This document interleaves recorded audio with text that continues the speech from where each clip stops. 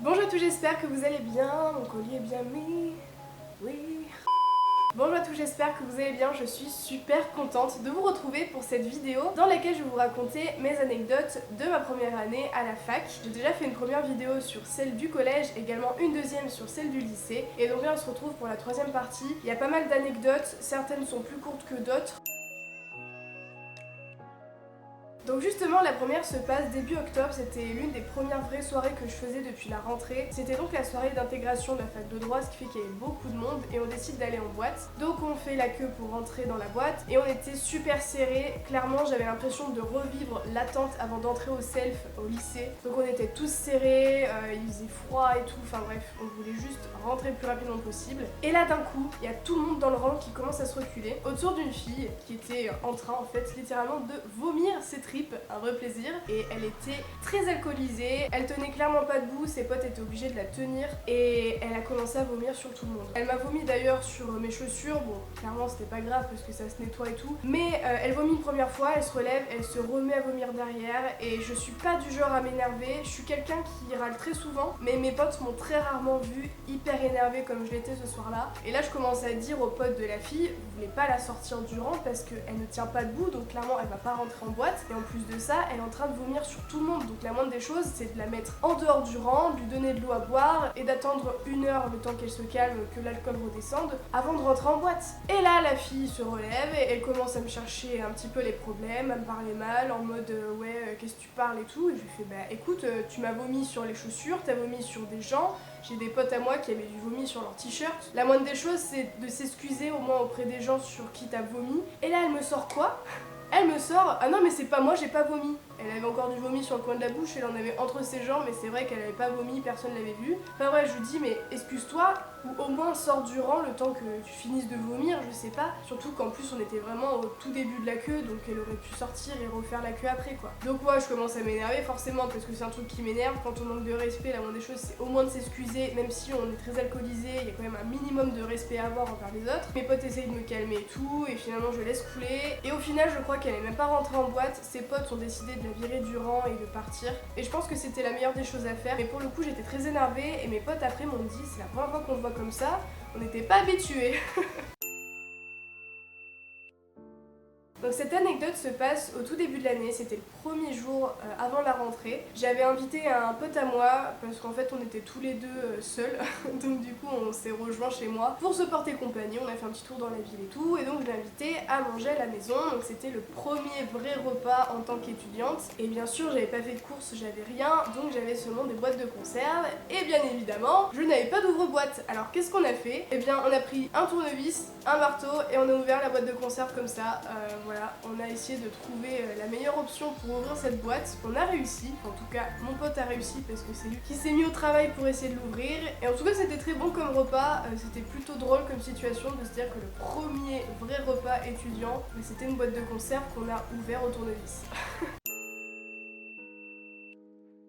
J'avais un rendez-vous médical à la fac, c'est un truc qu'on doit faire chaque année pour voir si tout va bien au niveau des vaccins, etc. Et comme d'habitude, j'étais en retard. Est-ce que ça nous étonne? Pas du tout. Donc je décide de prendre le vélo pour aller plus vite, c'était des vélos en libre service. Et donc je pédale un petit peu à fond les ballons, et il arrive bien sûr le moment où il faut que je traverse la voie de tram. Je commence à couper de travers, et là, je prends le rail, mais clairement dans l'angle qu'il ne fallait pas. Ma roue se coince dans le rail, et je tombe, et je glisse sur les pavés, ça me brûle de partout, je suis tout trapée. Je tombe bien sûr là où il y avait plus de monde, donc tout le monde m'a vu tomber. J'ai failli tomber sur un couple de personnes qui étaient en train de marcher, je suis tombée juste derrière. Il y a mon sac qui a volé et toutes mes affaires dedans qui sont tombées, enfin bref c'était un enfer. Si vous me suivez sur Instagram, j'avais raconté cette anecdote. J'ai en plus de ça cassé ma montre à ce moment-là, donc j'étais vraiment dégoûtée. Heureusement, plus de peur que de mal, puisque j'avais un pull assez épais, donc ça m'a quand même bien brûlé le coude. J'ai encore une petite cicatrice d'ailleurs. Donc quand même le couple de personnes sur qui j'ai failli tomber m'ont aidé à me relever, m'ont demandé si j'allais bien et tout, et donc j'ai fini le trajet pour aller à mon rendez-vous médical quand même, avec le pull complètement relevé, le bras en sang, et j'arrive, je vois l'infirmière, je fais bon bah je viens pour mon rendez-vous et c'est possible de me désinfecter parce que je me suis cassé la margoulette. J'en ai souffert après parce qu'en plus c'était pile sur l'articulation du coude, donc quand il y a un bobo à cet endroit là c'est un peu embêtant on va dire, clairement. C'était la soirée de l'année, on avait prévu de se rejoindre avec des potes qu'on n'avait pas vus depuis longtemps pour faire une soirée, donc on voulait faire un before, ensuite aller dans un bar dansant et ensuite aller en boîte de nuit. La soirée se passe relativement bien, il n'y a pas de problème et on décide d'aller en boîte de nuit. Et ce qu'il faut savoir c'était que la veille j'étais déjà sortie, j'étais pas rentrée tard mais j'étais déjà sortie, ce qui fait que j'avais déjà pas mal de manque de sommeil. Et donc on arrive en boîte de nuit, donc je sais qu'on a dansé et tout, et au bout d'un moment on est allé au niveau des comptoirs parce qu'il y en a qui commandaient des shooters ou je sais pas quoi. Et puis là, grosse erreur, je décide de m'assoupir pendant quelques minutes. Je me mets sur le comptoir, il y avait mes potes qui étaient autour, hein, j'étais pas toute seule. Et puis je m'assoupis et je me réveille. Enfin en tout cas on me réveille. Il y a un des mecs qui me réveille, un gars que je connais pas, je me réveille, je fais... T'es qui? Et je regarde l'heure et en fait j'ai pas dormi 2 minutes, j'ai dormi plus d'1h30.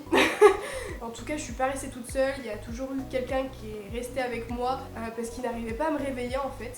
Clairement j'aurais pu être morte. Mais non, j'étais juste endormie, j'étais hyper fatiguée, avec l'alcool ça m'avait rendu capoute. Et donc voilà, je me suis réveillée et c'était la fin de la soirée. Donc j'étais bien dégoûtée d'avoir dormi pratiquement tout le temps qu'on était en boîte parce qu'on n'est pas resté très longtemps. Donc voilà, c'est la seule fois où je me suis endormie en boîte. Mais j'ai quand même réussi à m'endormir en boîte alors qu'il suffit que la ventilation de mon appartement soit allumée pour que ce soit impossible pour moi de m'endormir. Mais j'ai réussi à m'endormir en boîte de nuit et ça c'est plutôt fort. Mais ce n'est pas à reproduire bien sûr et je le répète, l'alcool est à consommer avec modération et c'est pour ça que maintenant je bois beaucoup moins qu'avant. C'était un jour où j'avais cours très tôt le matin et c'était une période où j'avais complètement arrêté de me maquiller parce que j'avais un peu la flemme, je préférais dormir 20 minutes de plus plutôt que me maquiller sachant que les gens à la fac, personne te cala. En tout cas je venais de me réveiller, c'était un cours de culture américaine je crois, c'était un truc... Tu t'endors très facilement avec ce genre de cours. Et on était dans un amphi qui était assez petit et il y avait des miroirs sur les côtés. Et donc je tourne la tête et je vois que parmi tous les étudiants, il y a une fille qui me regarde, qui me fixe. Et puis dans ma tête je me dis, pourquoi elle me regarde avec sa sale tête là? Qu'est-ce qu'elle veut? Je commence à m'énerver dans ma tête en mode il est 8h du matin, pourquoi elle me fixe? Et puis là je regarde et je rigole toute seule en fait parce que cette fille qui me regardait c'était mon reflet. Voilà, sauf que vu que j'étais démaquillée, je me suis fait peur. C'est ça le pire, j'ai regardé, j'ai vu mon reflet et je me suis pas reconnue, j'ai eu peur et je me suis dit mais pourquoi elle me fixe cette fille là? Et en fait c'était moi. J'étais en train de faire du shopping dans un magasin de maquillage avec des amis à moi et j'en avais profité pour déposer des CV pour essayer de voir si je pouvais travailler dans ces magasins. Et donc je cherchais du travail et j'expliquais à la vendeuse que j'avais une chaîne YouTube etc. Donc que je connaissais un petit peu en quoi consistait la vente. Et donc là il y a une maman avec une petite fille qui se dirige vers moi et la mère me dit oui vous êtes youtubeuse etc. Et j'y réponds bah oui j'ai une chaîne YouTube et tout et donc je m'adresse à la petite fille, bah tu t'appelles comment, t'as quel âge? Et puis je lui demande ça fait longtemps que tu me suis, c'est quoi ta vidéo préférée? Enfin, c'est des questions que je pourrais poser tout naturellement quand je rencontre des abonnés. Et là la petite fille me répond bah je te connais pas. Et là je bug, je fais ah t'es pas une abonnée? Elle regarde sa maman et elle fait bah non c'est juste que j'ai entendu qu'elle parlait à la vendeuse, qu'elle avait une chaîne YouTube et j'ai juste dit ça. Et donc sa maman elle pensait que elle me connaissait donc elle est venue vers moi pour essayer d'engager un dialogue, ce que je peux comprendre et en fait elle me connaissait pas du tout. Donc moi j'étais un peu gênée, je pensais que c'était une abonnée, en fait pas du tout. Bon elle était très mignonne, je lui ai donné le nom de ma chaîne YouTube etc. Donc pour le coup ouais, j'étais un petit peu gênée quand même de la situation puisque je pensais vraiment que c'était une abonnée donc je commence à lui parler de mes vidéos et elle ne savait pas du tout de quoi je parlais. J'étais donc de base invitée à un anniversaire avec des potes de fac et on a décidé d'aller dans un bar dansant pour faire le reste de la soirée. Donc on commence à danser avec mes potes et puis là on voit un monsieur, la soixantaine, avec un long manteau, la bedaine, qui danse dans son coin et qui observe un petit peu autour. Il danse un peu bizarrement, donc on le remarque mais on n'y fait pas vraiment attention. Et puis là il y a du monde qui arrive, donc forcément on était un peu plus serré et puis moi je danse avec mes copines. Et puis là je sens quelqu'un qui me prend la main, donc déjà que de base je suis pas tactile, rien qu'avec mes potes, quand quelqu'un que je ne connais pas se permet de me toucher, voilà, c'est qui? Je lève les yeux et là je vois que c'est le monsieur de 60 ans qui me prend la main. Et je retire la main, je lui fais non. Apparemment il n'a pas compris ce que veut dire non puisqu'il m'a repris la main et il m'a fait non mais je veux juste danser avec toi. En soi c'était pas méchant mais la manière dont il a fait c'était assez bizarre. Je sais pas, tu veux danser avec moi, tu me demandes, t'es pas obligé de me toucher directement, de m'attraper la main pour m'entraîner danser avec toi. Et donc il me dit ça et je retire ma main une nouvelle fois, je lui fais non je veux pas danser avec toi. Et là il me sort quoi? Il me sort non mais ça va je vais pas te violer.